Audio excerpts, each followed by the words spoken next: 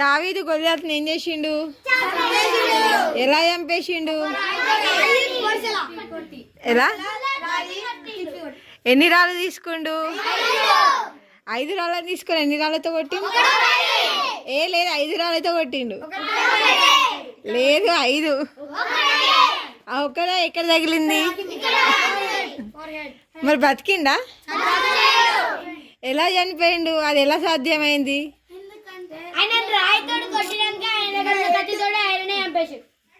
ఎట్లా చంపేసిండు? Very good. వర్షాలు తీసుకొని కొట్టినప్పుడు అని చచ్చిపోయింది కదా, అది ఎలా సాధ్యమైంది? ఒక రాయితో మనిషి చచ్చిపోతారా? ఎలా సాధ్యమైంది? ఎలా?